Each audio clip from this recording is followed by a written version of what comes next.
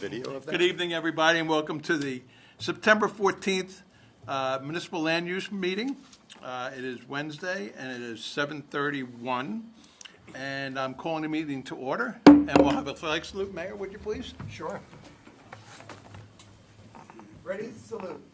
I pledge allegiance to the flag of the United States of America and to the republic for which it stands, one nation, under God, indivisible, with liberty and justice for all.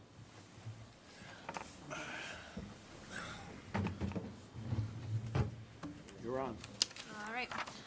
This meeting of the Municipal Land Use Board of the Borough of River Edge is being held in compliance with the provisions of the Open Public Meetings Act and associated regulations. Notice of this meeting was published in the Bergen Record on January 8th, 2022, posted on the front doors of Borough Hall, posted on the borough's website, and made available for review in the board clerk's office.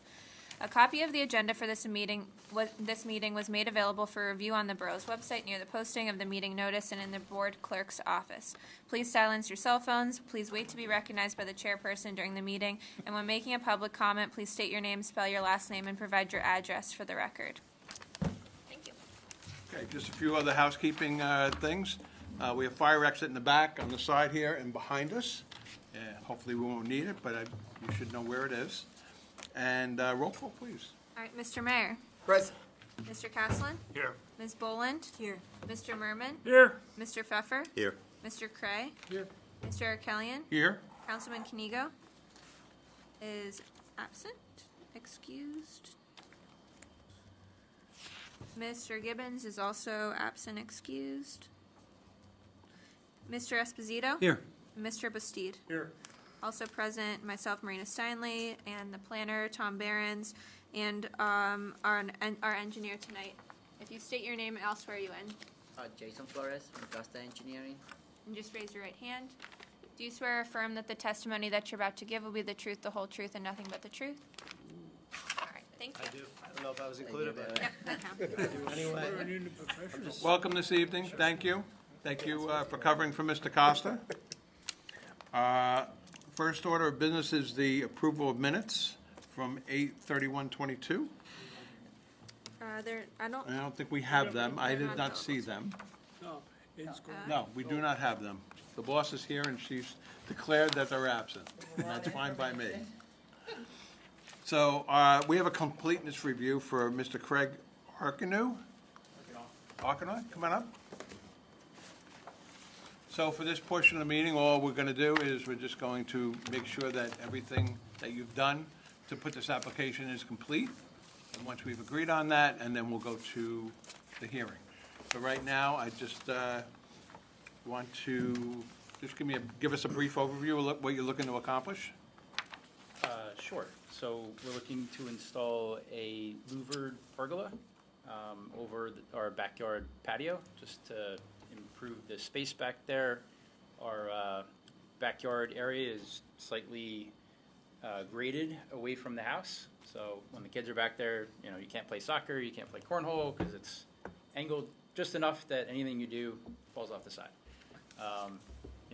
When they were younger, they didn't really care much, but even when my son's trying to pitch to me, it's kind of hard to keep your balance and throw a strike, which is one of the things they struggle with. So we were looking to install a pergola, half attached to the house, just to improve the area that actually is graded and flat, just so our family has more space to enjoy our backyard. Mr. Behrens? So I'm just flipping through. So in reviewing the application materials, as was suggested, the application is to install a pergola and also some relief associated with impervious coverage, or at least potentially. So there's two potential variances. One would be for the lot or building coverage for the pergola, and one would be for the paving if needed. It's noted that the paving is existing. In terms of the application materials submitted, the board has a plan and I believe specifications for the work to be done, so it seems like there's enough to move this forward for tonight. And Ms. Finley?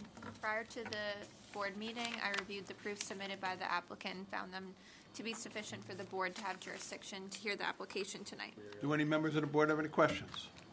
If not, I'll accept a motion to move this application forward. So moved. Mr. Pfeffer, do I have a second? Second. Chairman Castle. And roll call, please. Mr. Mayor? Yes. Mr. Caslen? Yes. Ms. Boland? Yes. Mr. Merman? Yes. Mr. Pfeffer? Yes. Mr. Cray? Yes. Mr. Arkelian? Yes. Mr. Esposito? Yes. Mr. Bastide? Yes. All right, the motion passes. Okay, so in the interest of getting some borough business done while we're within this intense application that we've been moving forward with Dunkin' Donuts, I'm going to ask that, I'm going to make it that we're going to have you come first tonight. So again, this is new business, and again, it's Craig Arcanu. Say it again? It's okay, everybody. Arkansas. Arcanor. Arkansas, Arkansas. Arkelian, Arcanor, okay. 309 Taft Road, Block 11107, Lot 9. And he needs some relief for improved lot coverage. All right, I'll So- just have you get sworn in. If you raise your right hand, do you swear or affirm that the testimony that you're about to give will be the truth, the whole truth, and nothing but the truth? I do. All right, and please state your name, spell your last name, and provide your address for the record. Craig Arkanau, Arkenau, 309 Taft Road in beautiful River Edge, New Jersey. All right, thank you. Okay, Mr. Arcanor, you can proceed. So you let us know a little bit what you're trying to do, but Yep. move forward and tell us what kind of stuff you're going to use, what kind of, Sure. So I think the pergola itself is extruded aluminum. Probably the engineers know more about that than what I do, but a little heavier duty product. The columns that will be installed into the ground, there's only 2 of them, I guess, to make sure it's firm and it's installed well. Will be a concrete structure underneath to make sure the pergola doesn't move anywhere. The one side will be attached to the house. I think there was a question about the border that we're looking to kind of put around the existing patio. The reason for the border is the pergola is actually 12 feet wide. So I guess we do have an option where we would put the pergola and the columns just off the patio, but then, it's just kind of surrounded by grass, and, as we're cutting the lawn or it's probably going to damage the pergola. And shortening the pergola would be an option, but that is extremely more costly because then they have to do a lot of cuts, and it's aluminum, so, that's why we're asking for like the border. I think in the Costas review, it was asking about the materials used. So it is a Cambridge 8-inch retaining stone, which I believe is made of cement. So that'll go on grade with an 8-inch Cambridge cap on top of that. And then that's going to provide the border, except for the 2 parts where the columns would actually be put into the ground. And then the border would go around it, kind of making it look aesthetically nice rather than just 2 legs of a pergola just kind of randomly sticking in the grass. okay? That it? I think so. Okay. I'll go to our planner.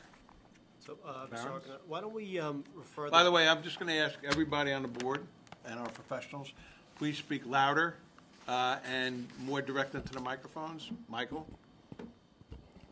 Because Lisa's having trouble hearing.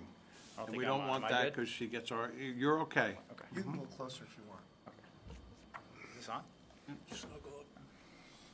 So just please speak louder and more closer into the microphone. I'll speak later on what's going to happen here in the next couple of months to probably change the sound a little bit. So for now, we just all need to speak up. Go ahead, I'm sorry. Thank you, sir. Mr. Arcana, do you mind just opening up the plans, and I'll refer everyone to, I guess, what's going on. So, and I think the board has the plans. I'm referring to sheet 1. It's the survey, which essentially includes the plan of improvements. So, as I understand it, the dwelling, the driveway, and paver patio are all existing, and the proposal is to install the pergola in the rectangular or square shape that you see in the rear yard. And I guess a question for you, Mr. Arcana, is the paver patio being expanded at all, or is the pergola going on So top? the It's hard to paver tell. patio was expanded a few years ago, Okay. which I think I went through the town, but somehow the permit got lost when the work was done, but that's besides the point, I guess. So that's existing. It is pavers, it's not concrete, so technically pavers are pervious, but I guess in River Edge, they're considered impervious, but, so it's all pavers, including the driveway and the paver path that you see. I mean, it's already labeled paver, but it is all pavers, and then we would be adding in those retaining blocks just around the outside of the existing paved area, or paver area. So on top or next to? Next to, Next to the Yep. pavers, so- yep. So. Which a honestly, little I think I prefer because most of the patio work was done by the builder. We didn't have it built, but as you can imagine, like, most builders just kind of jam concrete up along the side, and with the proper retaining stone, that makes me feel a little better. But All I'm right, not so- an engineer by any means. No, I understand. I hate to say, the application is that straightforward. So in terms of the relief, there are actually three variances. I failed to mention one. One is the lot or building coverage. The borough permits 25%, and it's basically at the maximum threshold as it's developed now, and the pergola would expand that to 27.9%. And obviously, the pergola, I believe, is unenclosed on three sides. Correct. And the roof is semi-permeable, meaning it doesn't have a roof, but it has slats. Yeah, it has slats or louvers that, open and close. You know how tall the pergola will be? Just over 10 feet. So the windows. Under just, so 11 right feet? over. Yeah, under 11. So Yep. maximum, which the borough, maximum height requirement for an accessory structure is 12 feet typically, although this is attached to the house. In terms of impervious or improved lot coverage, we allow 35%. The existing condition is 43.4%. And there is a third variance which relates to the rear yard setback. As the pergola is technically attached to the house, it becomes part of the principal building. We require a 25% setback, and it's at 19.92%. So those are the variances. Is your yard fenced in? Yes. Do your neighbors have similar type amenities? Would you say this improvement is consistent with neighboring I mean, properties? I think not my approximate neighbors, but I know that I think folks around town have them. Like the outside living is a big thing for the pandemic, and honestly, I think that's when we first thought about it. We probably should have pulled the trigger 2 years ago because prices have gone up, as you can imagine. So again, we're just kind of looking for trying to make that area more usable space. We're in New Jersey, so as it snows and rains, and we can be outside and having a nice time with the kids, put some seating out there. Yeah. All right, so the lot itself is 7,700 square feet. We allow a minimum of 7,500 square feet. So, Mr. Argonaut, for your benefit, there's statutory criteria that has to be addressed in order for the board to grant the variance. One is a demonstration whether or not there's a hardship being presented, whether the lot's undersized or certain impacts that prevent you from improving it the way essentially you want to improve it that are requiring this variance relief. The second would be is if there's any public benefits being presented from your proposal. So you may want to just think about how you want to address that, but I'll turn it over to the board maybe at this point for any questions. I think I have answers for those whenever. With Mr. Costas, would you have anything to weigh in on this at all, or? No, the only question that we had it was what the wall was going to be at, and then wherever the excess of impervious coverage needs to be addressed with some seepage pit or something like that. But besides that, it's just straightforward with the three variances that Tom Burns, addressed. Okay. There was, Oh. Mr. Chairman, Mr. Costa's report also had another item that you wanted the applicant to address. Which is, I'll read it to you. The applicant shall address whether the existing patio can be reduced in any way lower to the existing non-conforming improved lot coverage percentage. I'm interested in hearing that response to Mr. Costa's report. that was more like a recommendation to the board. I can't hear you. I'm sorry. That's as far as it That's very good. That was more like a recommendation for the board. If they ever want to grant the variance, he will have to address the drainage, and like I said, it could be either to reduce the paver areas, or you can just add some seepage pit to it. Why? Okay. Good catch. Yes. Thank you, sir. Excuse me? Good catch. Thank you. I'll be back to you in a little bit. Mr. Cray?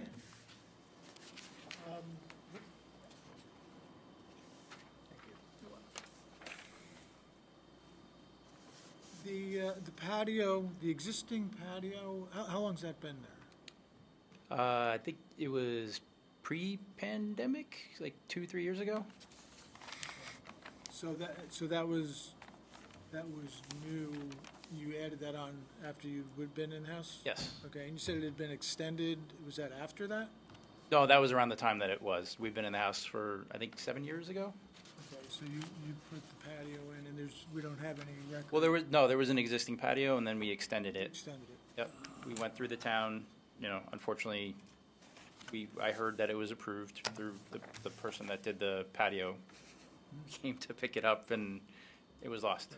So I kind of was like, all right, well, don't know what to do there. But here we are, just trying to follow the right process and make sure all the paperwork's updated. I think I also submitted a new survey as well that Ed has a copy of. The rear yard setback is not listed as a variance being requested. That needs to be I think added Ed, if we are going to approve that. Yeah, sorry to I think Ed had changed that in one of the versions of this I saw somewhere. Rear yard setback. It does say 3104, but it should have been where is it? 1992. Right. And Right. so that's not reflected anywhere at this point. So we'd have to include that, correct? It's on the plan. It might be captured in the any and all variance provision. But it's something that I did not mention in my letter of nonconformance. I think it's in the CASA report. They acknowledge that. And the issue is that typically an accessory structure like this would only have to be 4 feet from the lot lines, but because it's physically attached, it technically becomes part of the principal building, then has to adhere to the principal building setback. That's all I have for now. Ms. Boland? Do you know how large the expansion was that you did a few years ago?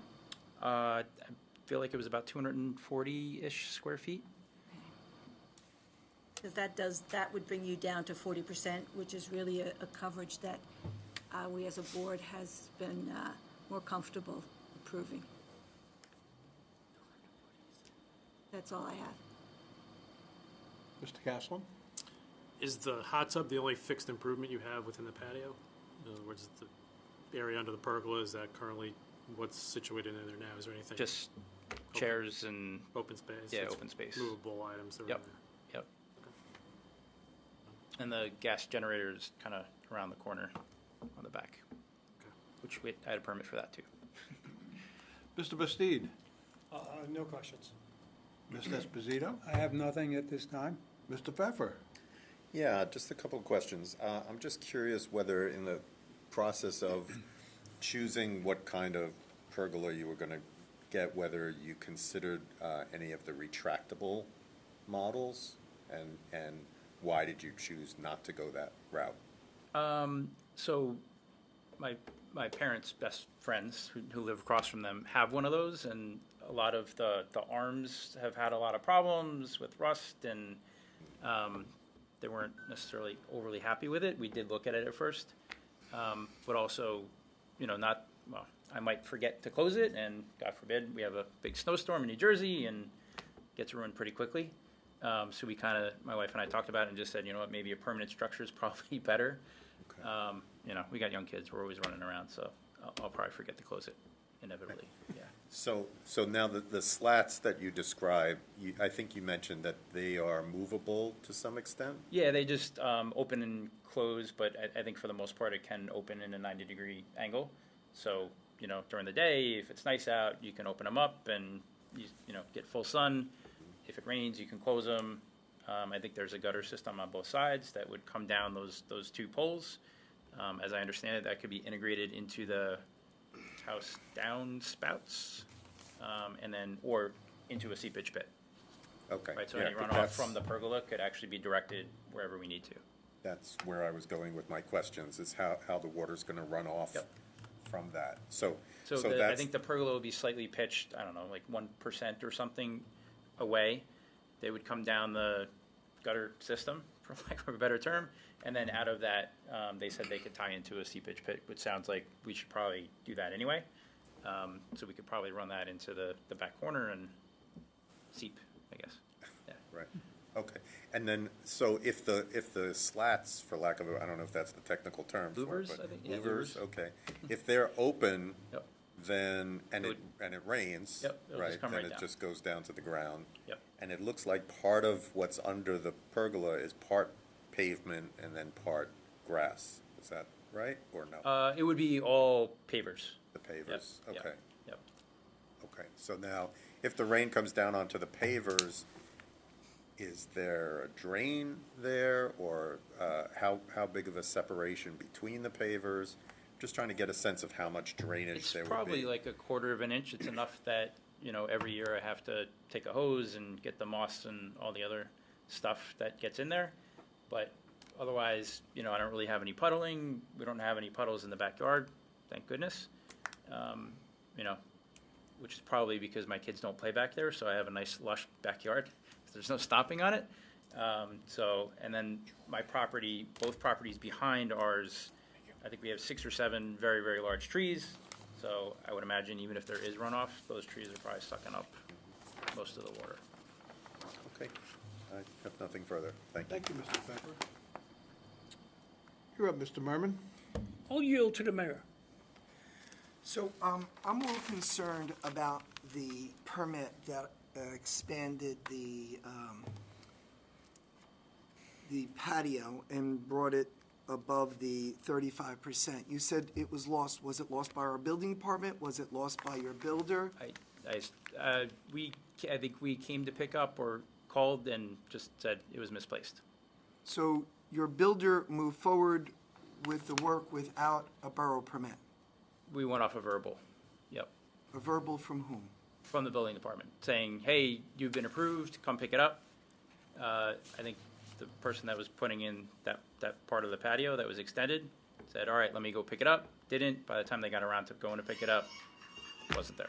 Was it you who spoke to the person in the building? No, he department? said he was going to, and then I said, should I go pick it up? They're like, no, I'll go. And then So- I probably should have followed up and said, hey, this was Because done. it needs to be inspected when it's done, and so there Right. was no inspection. Nope. There was no permit that you received. And are you saying that you spoke to someone in the building department and they said it was approved, or your builder spoke to someone in the building department and said it was approved? The paver patio company. Okay, so you don't know that he actually did apply? I guess that's fair. No, I know that they did. Because I think I remember seeing like the paperwork actually filled out with the drawing and everything. So, yeah. Okay, It is unfortunate, but, thank you. I'm here trying to make it right. Mayor, I would offer, there was a record of other permits, so I can't say that, he's not acting in good faith, but. I'm not saying he's not acting in I good know. faith, but I'm wondering if there might be, if there's an issue that we need to address in our building department, or whether the contractor misled the resident. And these are issues that seem to come up more often than not. And so when they come up, this is something as mayor that I should be concerned about, Agreed. and I would hope that you would follow up on also. We looked into it, the records that we had, and we did not have a record of it, so that's, No record of a permit no, not for this. or approval? Or application. Right, Tom? I did not see one in the file. No application, okay. And you didn't actually witness the guy come in and bring it to the building No, department, I correct? did not, no. So I don't want our building department to get yelled at tomorrow if No, we yeah. don't know for a fact that No. the application was actually dropped off. Right. But what it means is that we have a present existing position that is That was not approved. not approved, and did not go through a process. Which, by the way, my existing situation was actually tremendous. Ed was great. I never would have been able to get through all this stuff without his help, just to throw that out You're there. talking about, yes, this. Yeah, this. This was a So I do ridiculous amount of commend work. you for being here tonight. Yep. And unfortunately, like the mayor says, this incident happens more often than not. And usually, after just a little short investigation, we find out that the application was never processed by whoever did the work. So we do have an issue, and the issue, and I'm gonna get to you in a second, Mr. Merman, because I know you're sitting there eating your glasses. The issue, of course, is that not only was work done without a permit and without an inspection, but you also went over the boundaries of what would be allowable in the first place. And now, you're even above what the board, as Ms. Boland pointed out, typically likes to say yes to, or feels comfortable saying yes to. On that note, I'm going to go to Mr. Merman. Your application also submitted a survey, another survey, which was unsigned and unsealed, and dated July 13th of this year. That would be this right here, sir. Yep. I don't have a copy with me, but, yep. Why did you submit that? I think Ed had mentioned, like, the existing survey was old. And I had told them, like, we had made some improvements, so I went out and went back to the initial survey company and said, hey, you probably have this on file, it's probably easier for you to do it. It took me months to get them to come and do it. They supplied a new one, which I wanted, and then I sent that along. I kind of look at it another way.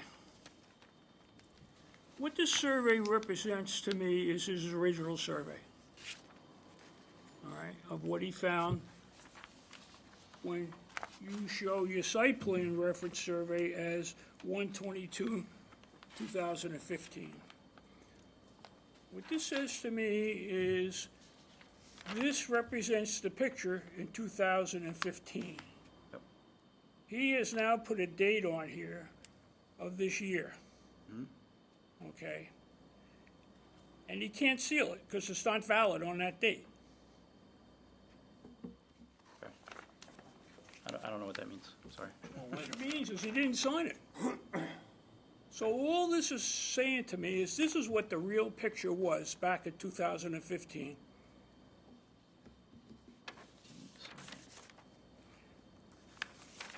So he signed the one from 2015. No, he did not sign it. Oh, yes, he did sign the one in 2015, and he probably sealed it, Yep. which is I'll fair, just double which check. is good.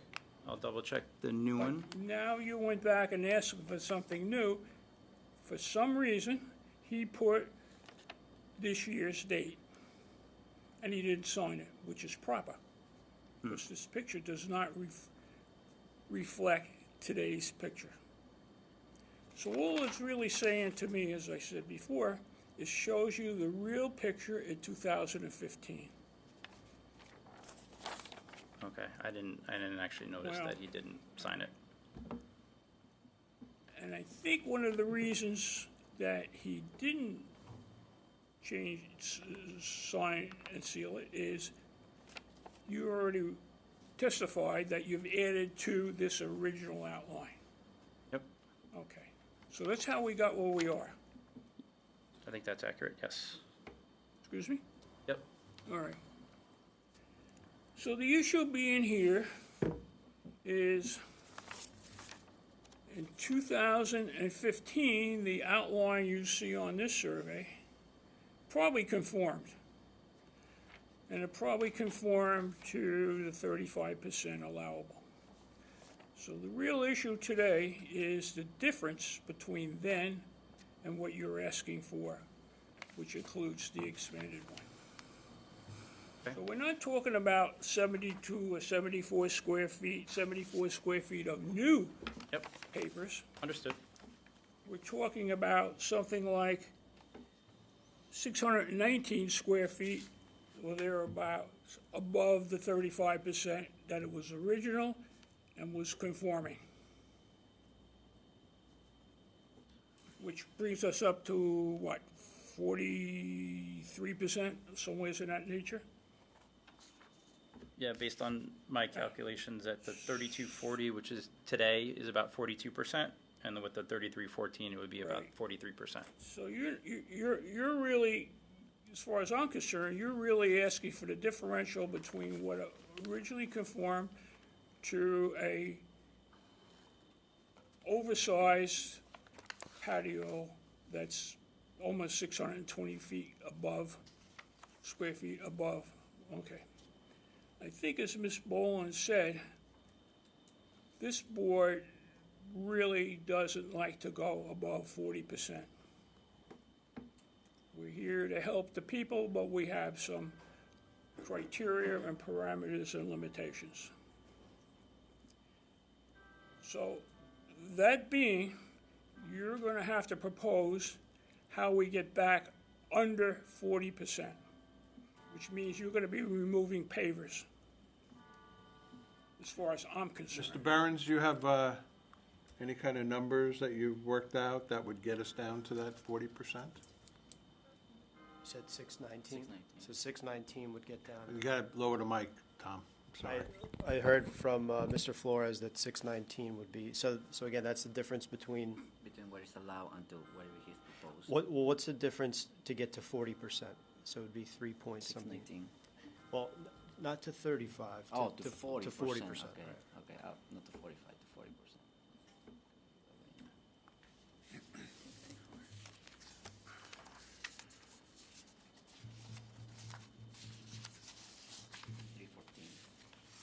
314 is what was calculated. How about, what's the number? 314 square So, feet. Square sir, feet. would you be willing to lower your number to 314 square feet, correct? Perfect. To get yourself to 40%, realizing that what you're up here for tonight is not just going from 40% or whatever you were to 43%, but going from 35% to 40%, getting that extra 5%. Right. I understand it's not an easy thing to do sometimes, No. but with the water table that we have in town and the restrictions that we're getting from Trenton and so forth, And they're actually going to be increased. so we have to take a class every year on water retention, specifically for this reason. What was it? How many? 314 would bring it back down to 40%. So, Get rid of the hot tub. Maybe just say yes. I'm just trying to figure out, That'll like, never happen. yeah. Figure it out later. I think saying yes would probably be the right thing to say. Oh, okay. Hint, hint. Anything else, Mr. Merman? Yes, we normally have the borough engineer in Mr. Costa's office look at the drainage. They'll review it, and you'll have to abide by whatever drainage recommendations they make as part of the approval. Sure. I think that's about it. Sounds good to me, Mayor. Yeah, I mean, we want to do right by you, but we also have to do right by your neighbors. And the flooding situation in the town is becoming difficult. In fact, we're going to be spending more than $1.3 million just to deal with certain flooding situations on Voorhees Avenue because the water flows all the way from Memorial. And that's just one of our many issues. We also are repairing on Valley Road. And that's a cost between $500,000 and $1 million because the water we're currently getting through this current climate is so swift-moving that it's undermined the water drainage system. So I don't want you to think we're picking on you. We're not. Yep. We have some really concrete reasons. And so water I guess management. the key word is concrete, right? And the concrete's costing us a lot of money. So, we have to, we're treating everyone with the same sense, so I don't think we're picking on you. I am concerned about the building department, and not you, but your contractor and whatever happened between, that led to this, because it's terrible to have to remove stuff, but we really do have to protect the residents in general with the question of flooding and water management. Okay. Anybody else on the board? Like a motion open to the public? So moved? Have a second? Second. All in favor? Any opposed, any abstain? We're open to the public. Anybody wish to speak on this application? Hearing none, I'll take a motion to close the meeting to the public. So moved? Second? Second. All in favor? Aye. Any opposed, any abstain? Okay. At this point, I'm willing to entertain a motion on this I application. just wanted to clarify that you're okay with reducing the paver patio to a maximum of 314 square feet? Oh, I thought it was I think removing. the Oh, reduction. removing. Right, Okay. right, right. Okay, so I just have to figure out the math of what that means, and then I would just shift the pergola over so that it's still over the smaller. That's okay. to So remove? that would be a I yes. would do it, so yes. Okay. I did have a final question, though, from the company that's doing this. Do I need a building permit for this? That was a question for them. It's a structure, so yes. with the pergola, Okay. With footings. Okay, because they're ready to submit that once, I guess, if this is approved, then they Once would you put get that this in. approved, yeah. Okay. So if you get your approval tonight, it's 45-day waiting period for memorialization. Once the memorialization's done, there's another 45-day period where I did it based on the. somebody can come in and fight it, but once you get the first 45, it's up to you what you do. It's So 45 days, 45 by days 45 from- days, you'll have the memorialization. Wait, what? Okay, and then I can, You can do whatever, you Let can them do whatever you actually want, do but the work. somebody has 45 days from then Point. to fight it if they want to, like if a neighbor gets mad or whatever. oh, okay. Okay? Did I do that right? it's 380. 45 days from the memorialization is the appeal No, period. 7,700 So, times 3.4. But you don't have to wait for the appeal period, 'Cause you're only- if you don't want to. Okay. 3.4. Okay, So if you wanna- okay, so All if right. you give approval, I can That's what we said tell about them to start, 380. right, once they get the building permit? Correct. Yes? Okay. And the building permit will come until after we memorialize this, probably at the next meeting. Okay. Okay? Which would be less than 45 days, correct? Yeah, Yeah, typically it is. So, Thank goodness, yeah, thank so, you. so you understand. Okay. yeah, you make the verification, yeah. Okay, entertain a motion from somebody on the board? So moved.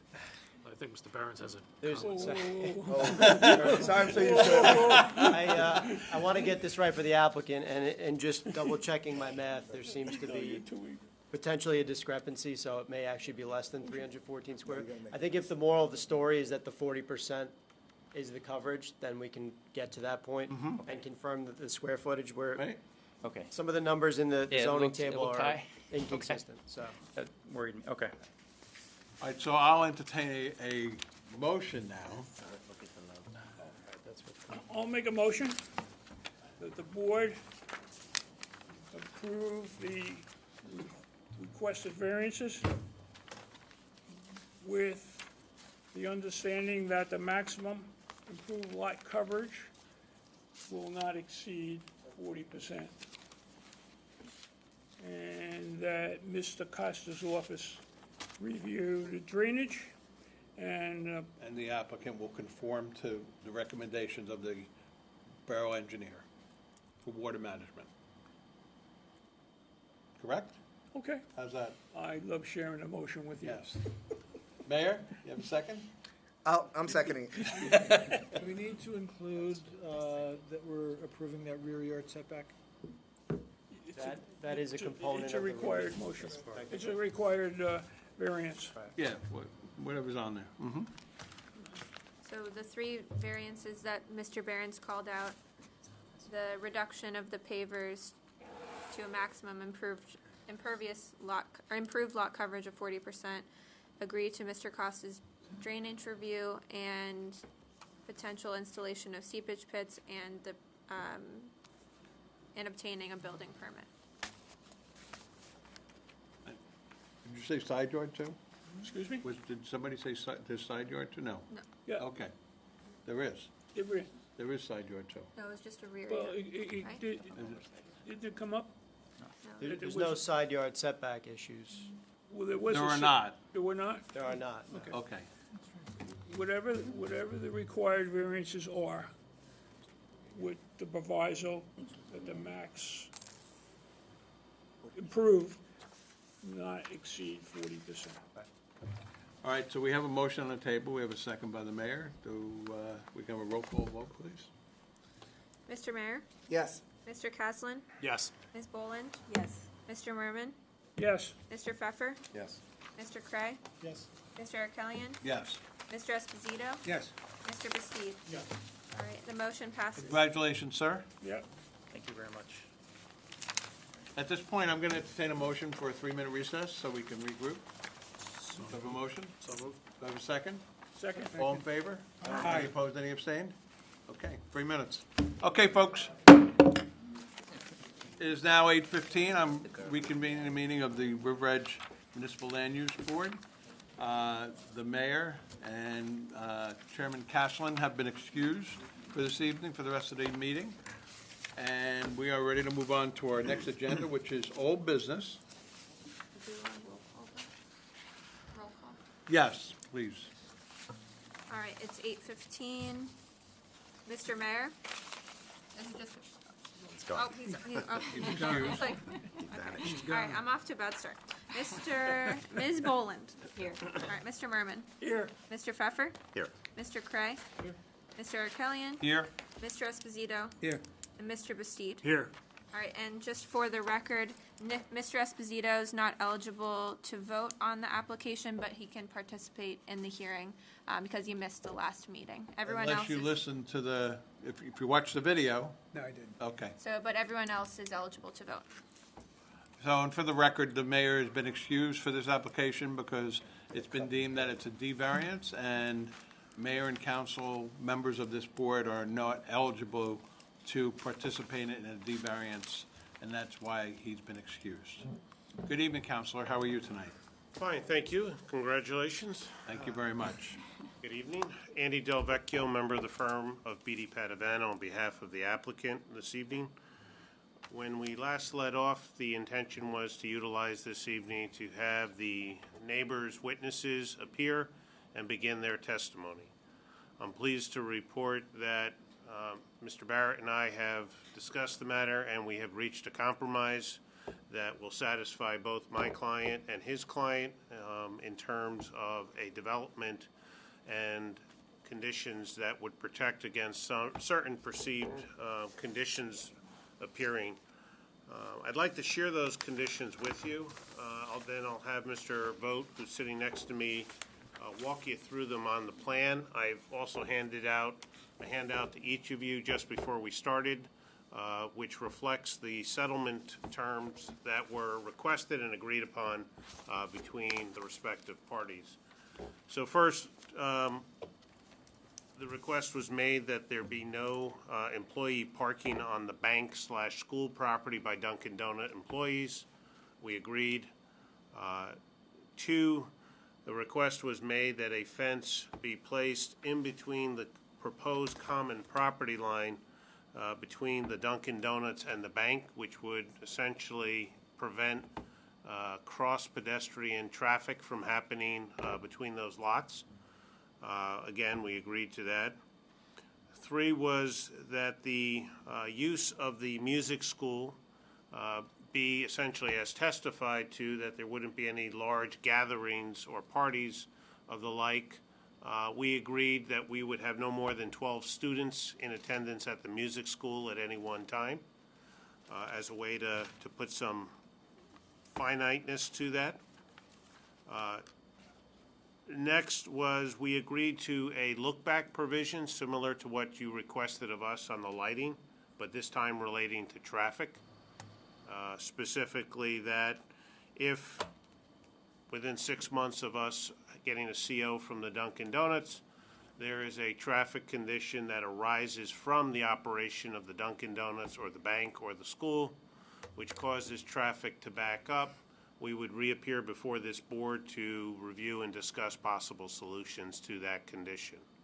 Everyone does recognize that even with the Dunkin' Donuts closed, the bank closed, and no music school, that there are certain times of the day under existing conditions where traffic does back up across that corner lot. It's just a matter of volume. It has nothing to do with the property. So recognizing that condition, we agree that if it's something caused by the Dunkin' Donuts, the bank, or the school, we'd come back and talk about fixes with you. And then finally, there was a concern that drop-off activity may take place in the entrance aisle to the school, causing traffic to back up into the public roadway. In order to address that concern, we're proposing to move the handicap parking spaces that we had proposed along the side property line to the rear of the building. We have now proposed a railing or fence, if you will, to be constructed along the side of the property perpendicular to Kinderkamak Road so that you can't kind of get to the building from the drive aisle. And then we're proposing a 30-inch shrub hedge across the front of the property, again, to prevent the short-circuiting of the rail system by going through the lawn to get to the sidewalks. And that's what you're going to hear a little bit more detail from Mr. Vogt. That's kind of an overview of the settlement. It doesn't change all of the other yeses that I said yes to during the course of this hearings. These are additional ones that we've said yes to with our neighbor and found a way to make everybody, I'll say, somewhat happy. So with your permission, I'd like to recall Mr. Vogt, remind him that he was previously sworn, qualified, and remains under oath this evening. And with your permission, I would like to mark what I'll call the settlement exhibit, which is sheet C006, which was prepared with today's date. A large-size version is on the easel in front of you. A reduced-size version was handed to you, as I mentioned earlier, and I believe that would put us as A35. Bill, tell me where I went wrong. Is this on? Is that recording? Not You working. have to press the button and hold it for it to turn back on. Well, you know, How's that? No? Yes? Nothing so far.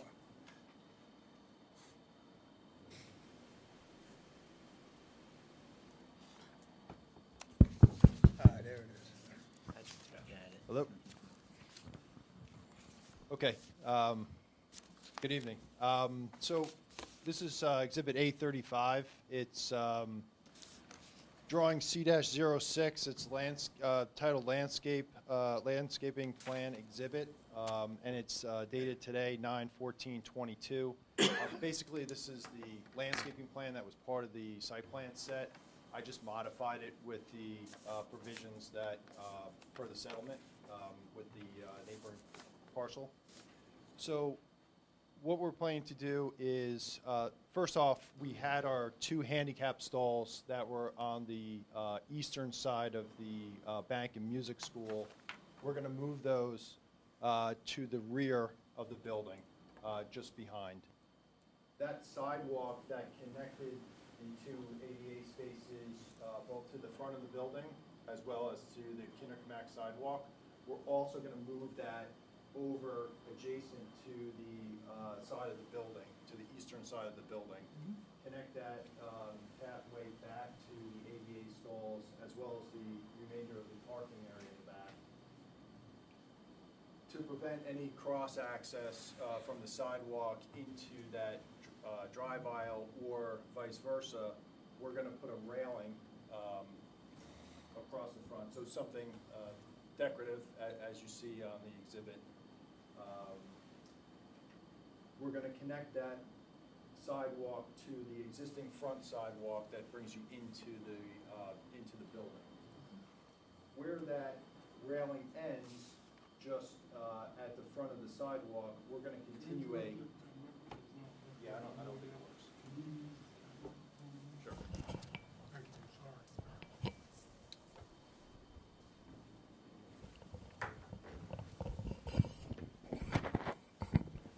Okay, so what we're going to do is continue a hedgerow from where the terminus of that railing is across the entire walkway in front of the bank and music school building. So that's highlighted in green on that exhibit. So it's something of this nature. It would be an evergreen, something in the boxwood family. So again, to prevent any shortcuts through the property from Kinderkamak sidewalk into the facility. The connection point that we used to have from the sidewalk to Kinderkamak, we're going to move that over to just opposite the bank portion of the building. So we're going to just relocate that sidewalk so you have a connection point from the Kinderkamak right-of-way sidewalk and directly into the facility. The last item we're going to plan to do is, we had some evergreen screening that separated the two properties, but there was no fence that was in between them. I don't necessarily have the room to do both, so what we're proposing to do would be to put a minimum of 4-foot-high privacy fence between the two properties. I would situate it just on the bank and music school property, so I would give the head-in parking spaces on the Duncan site a little extra room for the overhang, and that would be a solid fence that would screen both properties and prevent any cross pedestrian access if someone tended to park in the bank and music school property and try to walk over to the facility. They wouldn't be able to do that. They would have to, it would be a preventative measure. So those are the changes in a nutshell, and that's what's presented on that exhibit. I have no additional questions for Mr. Vogt. I make them available to the board and its professionals if there are any comments. You know what, I actually just have two items I have to ask. The height of the railing is proposed at 42 inches, 42 inches, just standard. and the height of the boxwood at initial planting is proposed at 30 inches, correct? Correct, 30 inches. Now I have nothing further. Thank you. Tom? We've heard a lot of testimony at this point. I don't believe that any of the proposed improvements would trigger the need for a variance. The 42-inch fence in the front yard, there may be something there in terms of whether or not we just permit 3 feet maximum fence height. That's a difference of 6 inches. I would say that's de minimis in this case, if the board thinks that's a good idea. I did terminate that fence even with. Oh, I'm sorry, I misunderstood, okay. I terminated it even with the curb line Okay, on so the you're good Duncan then. side. Okay. And then I left 3 of the evergreen trees in the front, the eastern red cedars. I'm sorry, I misunderstood. So I did pull it back. Right. I mean, we could certainly move it forward a little bit, but I did want to keep a little greenery in the front there. Okay, I'm not concerned with that. I don't have any objections to the improvements. It sounds like they've worked something out with the neighbor. It would be up to the board. I don't know, is it worth reciting all the variances that are required at this point? I We'll mean- get that, we'll get that in the record if there's, when there's a motion for, on the application. Okay, so All right, I'll have you read that in. in terms of the proposed improvements, the most recent ones, I have no issues. And for Mr., I'm sorry, I forgot your name. Jason Flores. For Mr. Costa, anything? No, I mean, I'm okay with the improvement that he have proposed, no further comment. Mr. Cray? I may be remembering this incorrectly, but I thought at the last meeting we had discussed the potential to have an agreement that the bank/music school parking lot could be used for Dunkin' Donuts spillover, and that we were looking for an agreement between the two properties to do that. The improvements we're talking about look like they're specifically designed to prevent that. I guess my first question is, what problem are we trying to solve by not allowing the potential for that crossover if it's needed? As I understand the genesis of the request from us is there is a concern about the volume of traffic that may utilize the inbound entrance to the bank property. And if there is a large enough volume, it might potentially then spill out onto Kinder-Cramack Road and block the entrance point to the corner lot. We don't necessarily share that concern, but that was the concern that led to the comment, which is being addressed in the way that we have laid out on the record this evening. Okay, but that will then effectively eliminate one possible solution to a volume problem at the Dunkin' Donuts site. Yes. Yes, but as you may have, gleaned from the rest of the testimony, including that from the chief, to a certain extent, it's self-policing, and if it isn't, he's gonna make sure it's policed. So I'm not sure I'm worried about that problem as much, which is why we agreed to the concession to the neighbor. Okay. That was the only question I had. Ms. Boland? No questions. Mr. Esposito? None. Mr. Pfeffer? Looks good. Mr. Bastide, you're up. Yep, so just, maybe I misheard you. What I thought you said in the original part was there was gonna be no employee parking in the bank lot. Correct. So does that mean customers can park in the bank lot? It's not intended that customers would park there. I mean, but I can't necessarily control where customers may or may not park. They could park on the street, they can park it, building over and walk over. It's not intended, and the improvements that are described are intended to prohibit, whether you got an employee sign on your badge or you're a customer, the improvements are intended to dissuade you from doing that. Right, and I think to the earlier point is that, I mean, I could envision people wanting to park there and walk around the fence and want to use Dunkin' Donuts. I'm unclear at this point if you can or can't do that. The only way you can do that, if you exercise the ability, is you would park in the bank, you'd have to walk out to the street sidewalk. Right. Walk down the street and up the sidewalk. No offense to anybody here, but I'll speak for myself. I'm pretty damn lazy. If I'm going to Dunkin' Donuts, I'm either going through the drive-through, but I'm sure the heck not gonna park at the bank and walk over. I'll find another place to get my coffee first. I could see people, I could envision people parking there and walking around and going into Dunkin' Donuts. And I think it's probably a relief that they should have. Yeah. And again, I think what I'm hearing you say is that you can park there if you so choose. The bank operator and the music school may not tolerate that from happening, but I can't tell you it won't happen. I mean, human nature is what it is. Somebody's gonna find a place to park. If they choose to walk, they'll walk. So you There's can't no way park to enforce, there's no way to enforce that. Right, so you can't Unless park the- there if you want. It could happen. Yeah. Okay, The improvements are designed to dissuade you from doing that, but it could happen. right, okay. And then the other question I had was, with the fence, my recollection was that the Shade Tree Committee wanted like red cedars in that barrier area. Should we have a conversation, I don't know who I should direct this to, with the Shade Tree to kind of get their input on these modifications? We had a letter, an email from Shade Tree, from the Right. chairman, asking for specific things that's been read into record, and they've agreed to that. So those things are already in place. Whatever they've asked for, they've agreed to do. Oh, okay, because it sounded like to me, and I could be wrong, is that this modifies that. That's what I heard. Perhaps. I could be wrong. I could elaborate. I think the question is that this new fence will run down the shared property line where the plantings would be. So I think that presents an issue that if the plantings were supposed to be along or near the property line, that would necessarily adjust where they would be located.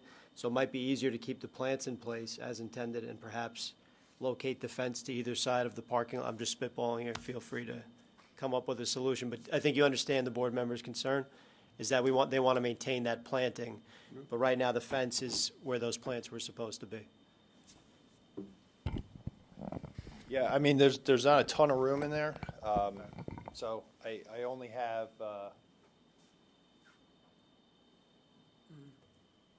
Could you go right or left and still give a 10-foot planting area? I'm not gonna have 10 feet in there. I only have 4 feet to the property line, on there, so. How wide's that whole strip, though? I mean, that's 10 feet, isn't it? I don't think 9 so. feet?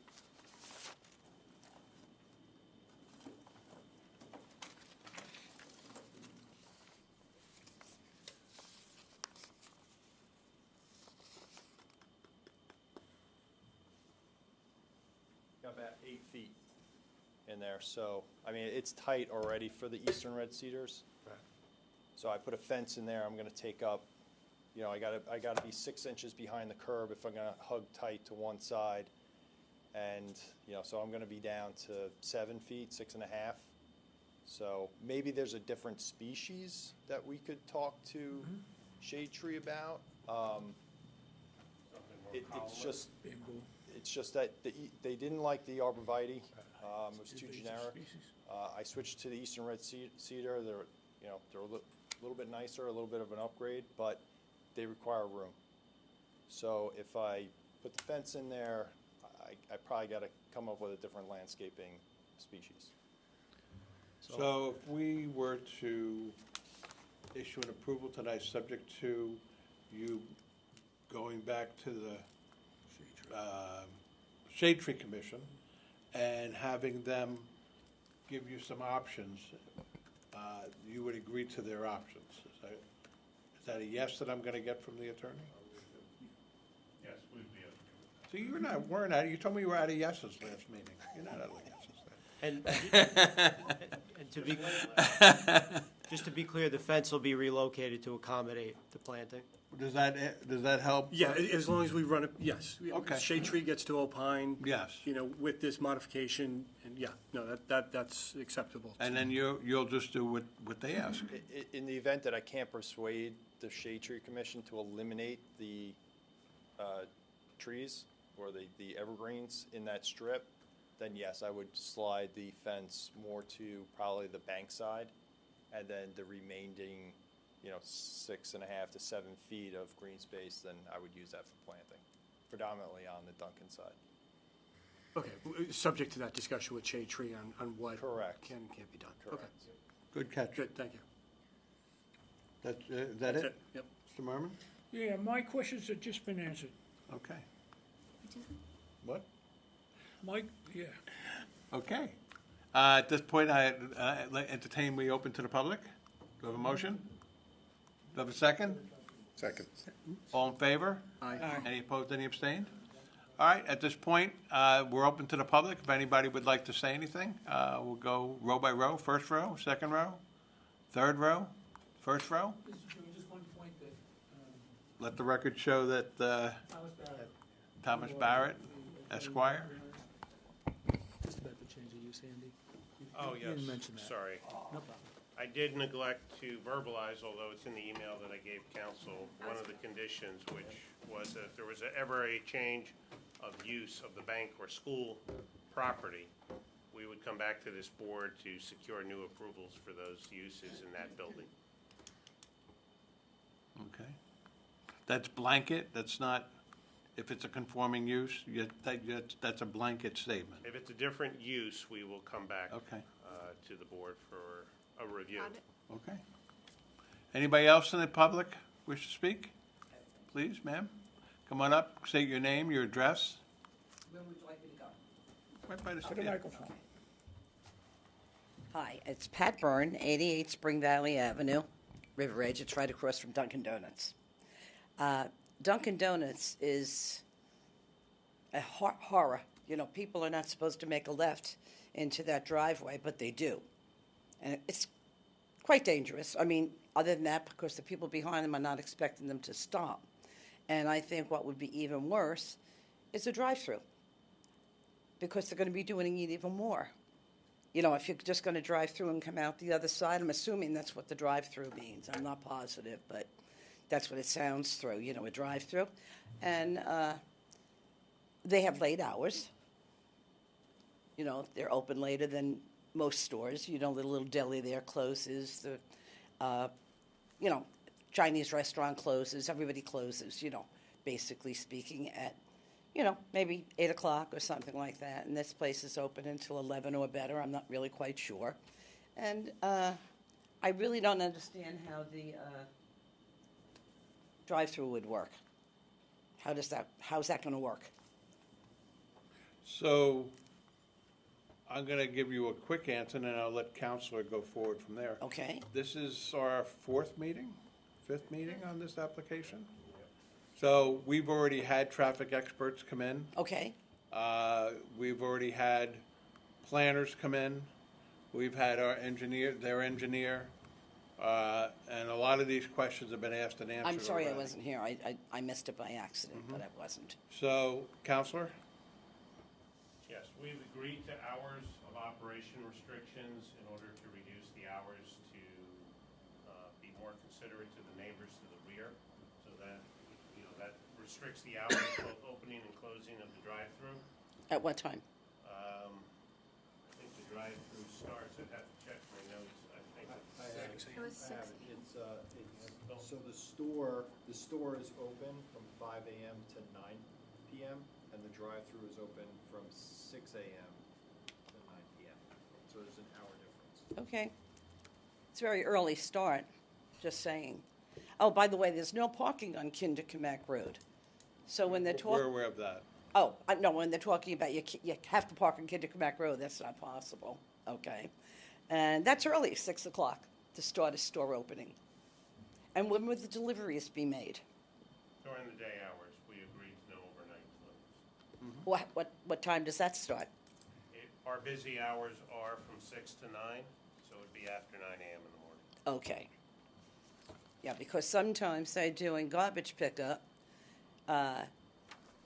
behind the Armenian store there and whatever, and this past Monday it was 4:20 in the morning, which is a horror. And they come back with a beeping garbage truck with a spotlight, and they're dumping these dumpsters and everything, and it's a three-ring circus at 4:20 in the morning. Well, I believe that the waste area of this store Yes. will be completely shielded by the building to where you live. So I don't know if they're really going to affect you where you live, because it'll be behind the building, so the building will be screening you in the garbage pickup, which I believe we set the hours there too, did we not, Counselor? I don't recall, but I think we did, but as I indicated in my answer to the resident, because our busy hours are 6 to 9 in the morning, we would not look for any loading or garbage activity to take place during those hours. Where would the loading take place? And I'm only asking that because there was no place for the trucks to unload, and they used to do that also in the middle of the night by parking in the bank, I believe, and unloading into Dunkin' Donuts, because they couldn't get into Dunkin' Donuts parking lot. We anticipate loading to be through a Sprinter-sized van, so it's a much smaller delivery system that would be servicing this building, and it would not happen in the overnight hours. Oh, good.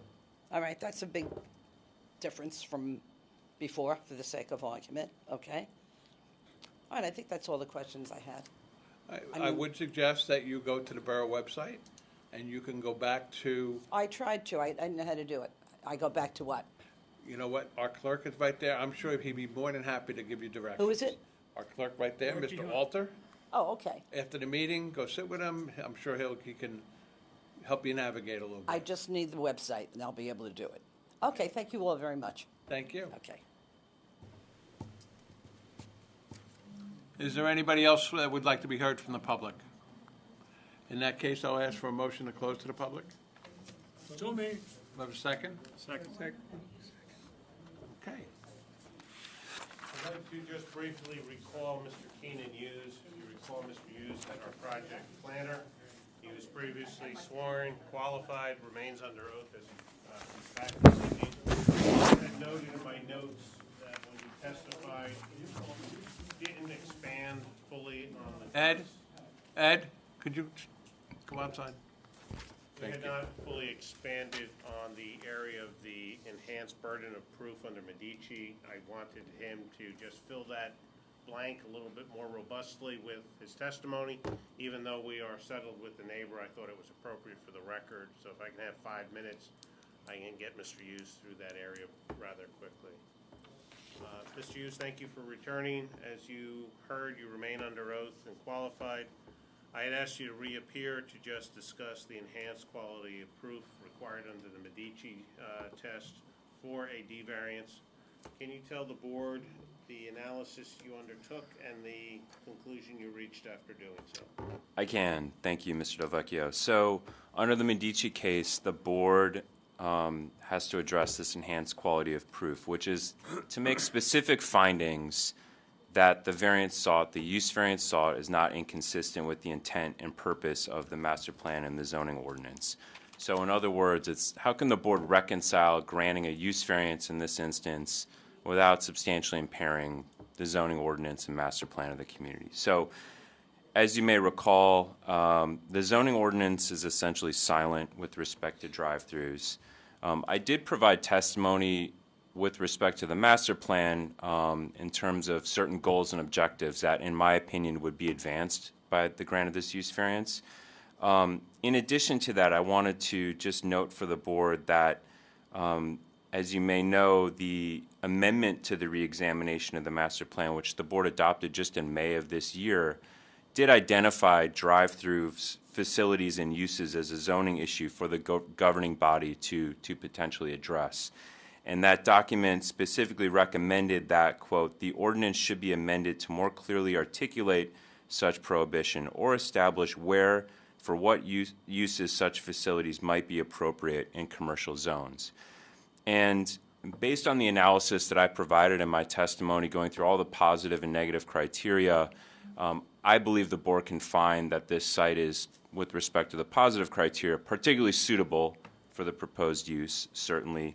And then also, under the negative criteria, there's really no evidence of any substantial detrimental impacts to the surrounding area. Secondly, I just want to reiterate the point that a drive-through already exists on this property. I don't think that's something that should be overlooked. It's existed on this property for many years, and to our knowledge, there haven't been any significant problems or issues with that operation on the property for that period of time. So I think that provides an additional reason for the board to kind of look at this application specifically and allow it to grant this variance without substantially impairing the intent of the ordinance and the master plan.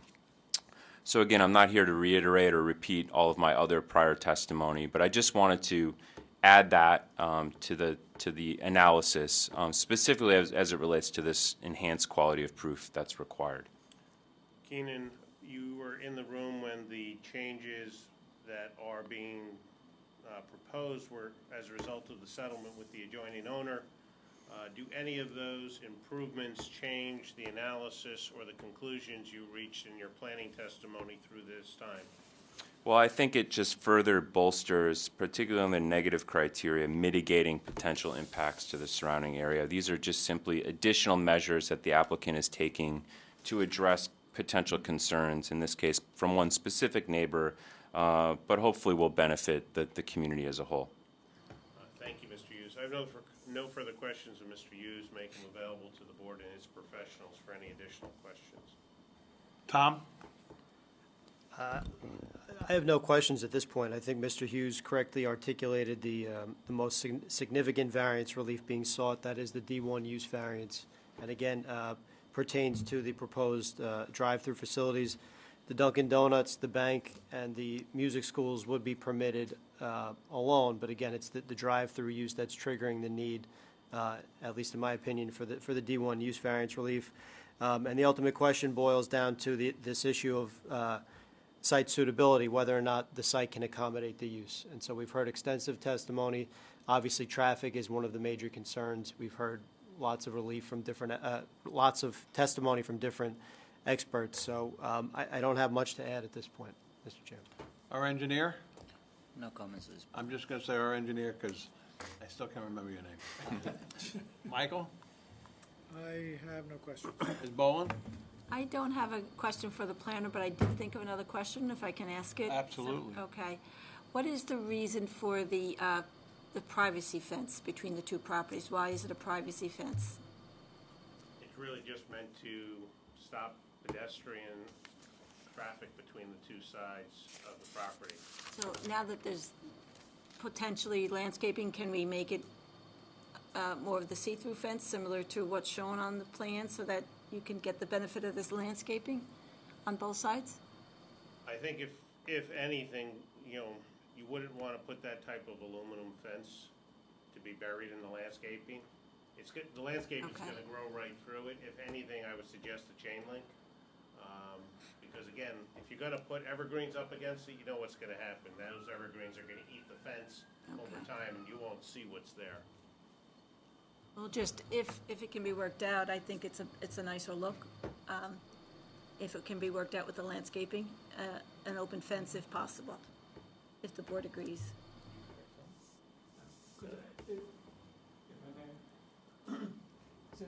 purpose is to deter people from parking. As Mr. DeVecchio pointed out, inherently we're all lazy. So if we have to walk all the way to the sidewalk to then go to the Dunkin' Donuts, we might not stop there. We might go to a different facility. No, I'm not saying remove the fence. No, I understand. Oh, okay. No, but that's the purpose of the fence, so whatever fence it is fine with me. Oh, I see. Great. If you would prefer, and the board concurs, I'm happy to go to a chain link in that location. If in fact there's going to be evergreens. If there's not evergreens, we would assume the board would prefer the privacy fence, just. How does, how does everyone feel about that? May I suggest? May I suggest that that be included with the shade tree review and compromise between fences and landscaping? Leave it to the shade tree. Happy to do that as long as we That do would it be with the the right board's time to permission. do it, Yeah. because I'm sure she has a lot more experience with Sure. something like that. As long as it's with the board's permission, and we can go either way, direct, depending on how that discussion goes, we're happy to oblige. Great. Thank you. Good? Yes, that was it. Mr. Esposito? I'm okay. Mr. Pfeffer? I'm good. No questions? Colin? I'm okay. I assume that we are gonna review some of the latest drawing changes? I'm not sure what changes you're referring to. The changes that are on the settlement plan in front of you? No, Or no, that were agreed to at the last meeting. we will submit if this board is going to act favorably on the application, we would submit what I refer to as resolution compliance plans. Okay. That will pick up all of the changes, all of the But you- conditions. Stop there. You and have them answered- reviewed. You answered my question. Yeah, got it. All right, because we have another I have no comment. testimony, we have to open to the public again, so have a motion to open to the public. So moved. The second? Second. All in favor? Aye. Any opposed, any abstained? Anybody from the public wish to speak? Seeing none, I'll offer to close to the public. So moved. Second? Second. All in favor? Aye. Any opposed, any abstained? Okay. Counselor, are you prepared for the board to motion on this application? I believe I am, Mr. Chairman. Do you want me to discuss the conditions? Let's get the motion out, and then you can read them you can read the conditions after the motion. How's that? No, we'll read the conditions into the motion. Yeah. Yeah.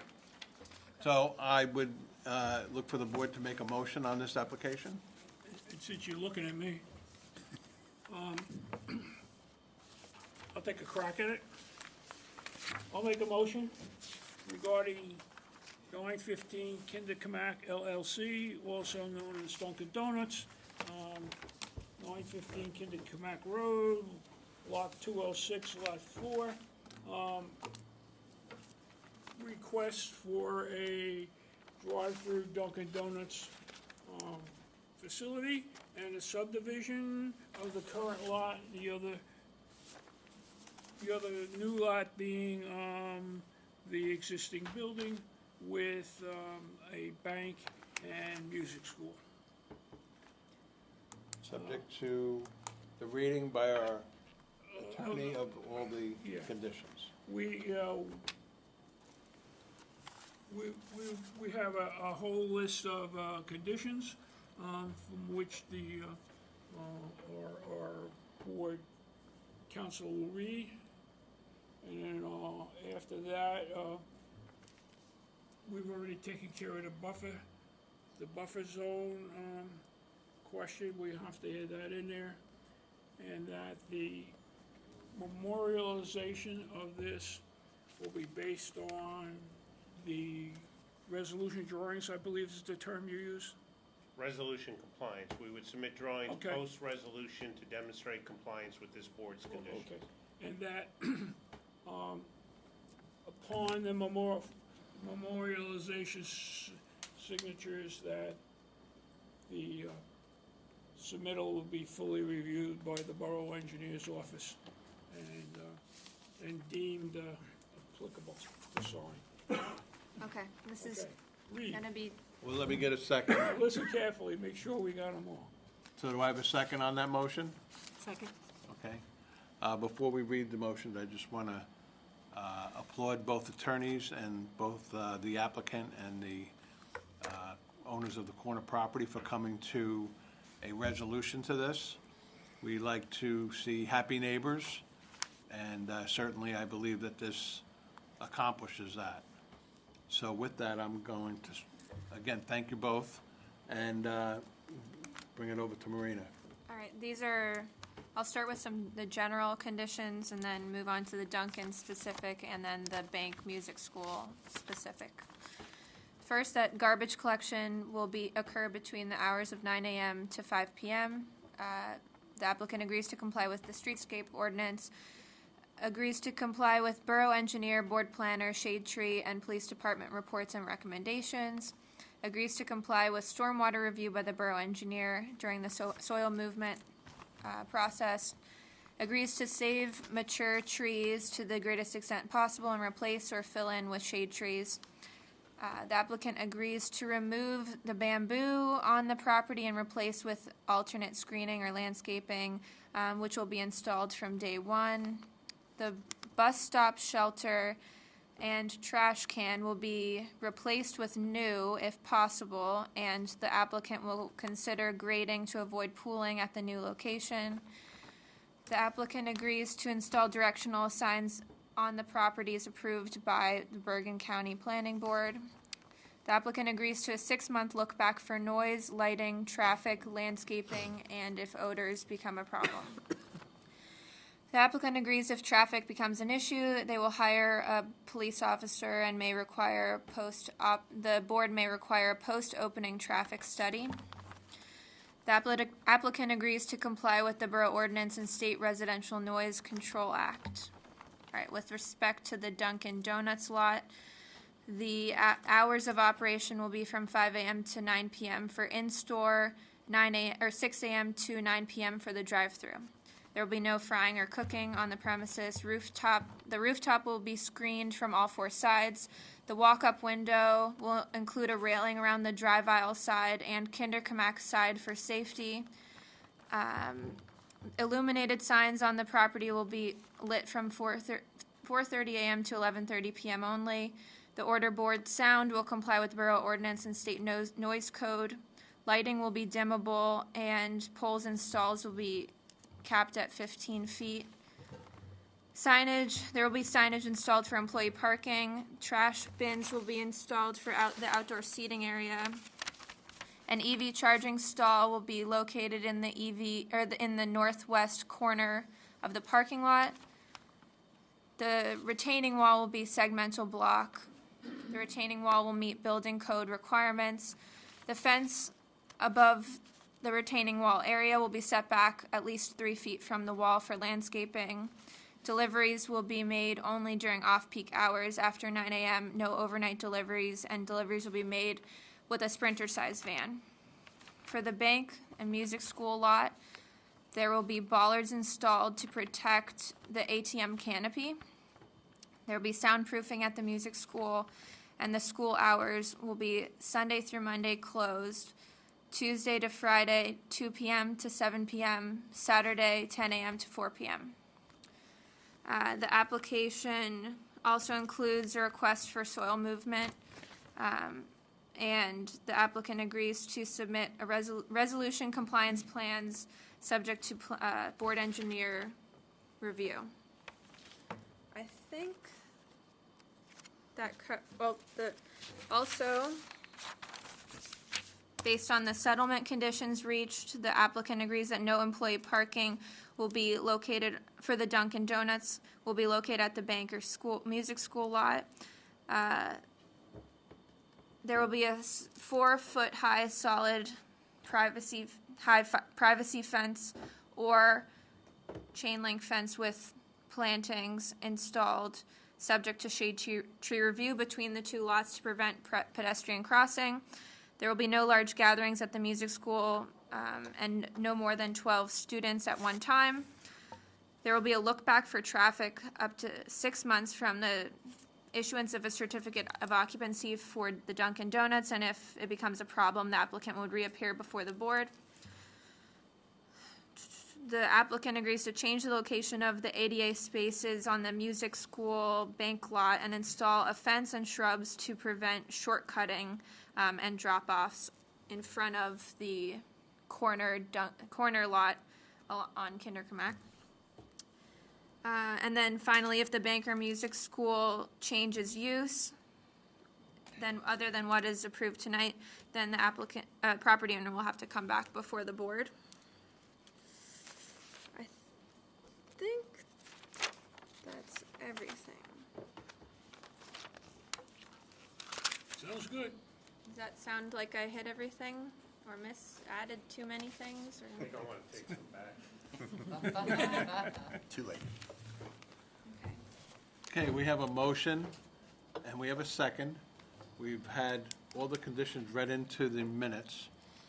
Before I call a vote, I just want to thank the members of this board. Every single one of you worked really hard on this application. I want to thank council for saying yes to everything we asked. I think it's a testament to the volunteers in this town and the volunteers on this board, the work that we put into this. I will say, as the chair of this application, it's probably been one of the most difficult applications that I've had to chair in a long, long time. So I'm very proud of everything we've done tonight, and you all deserve a big thank you from the town. That being said, I will ask for a roll call vote, please. All right, we have the motion from Mr. Merman, the second from Ms. Boland. Ms. Boland? Yes. Mr. Merman? Definitely, yes. Mr. Pfeffer? Yes. Mr. Cray? Yes. Mr. Arkelian? Yes. Mr. Esposito is ineligible. Mr. Bastide? Yes. All right, the motion passes. Counselor, congratulations. Thank you. Folks, congratulations back there. Thank you on behalf of the applicant and the property owner as well. Thanks for working with us. My